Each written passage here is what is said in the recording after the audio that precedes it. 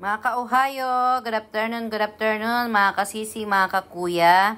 Samahan niyo po ako magluto. Ayan, ako po ay naglagay ng konting mantika sa kawali at nilagay ko po ang roll cabbage na nabili ko po sa supermarket kahapon.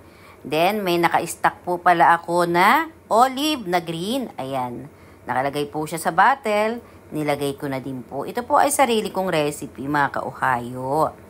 Sariling naisip ko lang po siya dahil ito po ang naka-stack lang po sa aking stakan.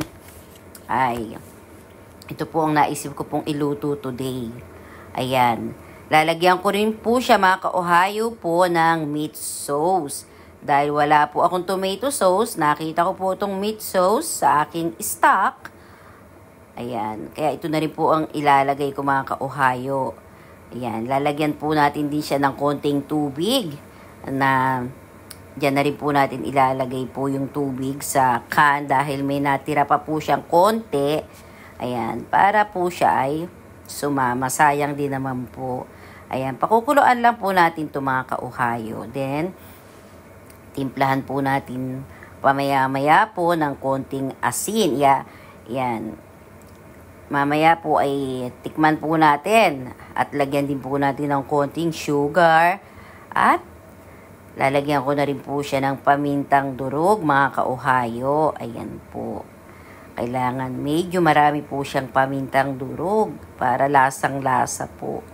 Ayan. At mamaya po ay i-check po natin ang kanya pong lasa. Pag siya po ay kumukulo na at lumalapot na, mga ka-Ohio, takpan po muna natin. Yan, ito po ang aming umagahan at tanghalian na, mga ka-Ohio. Pag wala po akong pasok sa trabaho, mga ka-Ohio, ang umagahan tanghalian ko, pinag-iisa ko na lang po ng medyo tipid. Ayan. At ito nga po pala, mga ka-Ohio, sa kabila naman, niluluto ko po ang curry fish. Ito po ay puting isda, mga ka-Ohio. Nabili ko po ito kahapon sa supermarket din. Kaya lang, nilagay ko na po sa freezer, kaya ayan po siya ay nagdikit-dikit. Tinamad na po akong i-microwave, kaya siya po ay aking ipinipirito na lang po sa konting mantika at mahinang apoy. Then, tinatakpan ko po, mga ka-Ohio. Then, tinatry ko pong ipus kung maghihiwalay po. Pero pag ayaw pa pong maghiwalay, wag po natin pilitin. Ganyan din po sa pag-ibig, mga ka-Ohio. Pag ayaw pa pong maghiwalay, wag po natin pilitin, ha, mga ka-Ohio. Alam nyo na. Ayan.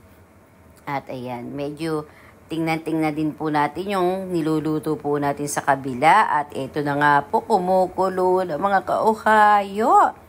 Ayan. At nilagyan ko na rin po siya ng asukal at konting asin.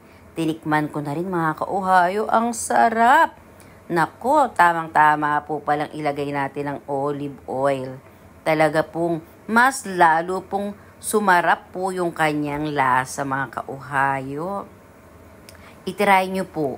Talagang hindi po ako mapapahiya sa inyo. Ang sarap po niya, mga ka-Ohio.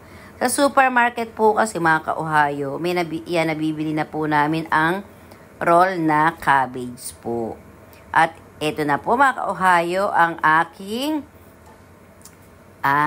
isda po na meron pong curry. Ayan, fry na po siya at pwede na pong kumain. Kain po tayo, mga ka-Ohio. Luto na rin po ang aking roll cabbage. Ulan nga po pala ng ulan ngayon dito sa Japan. Ingat po lahat. Salamat!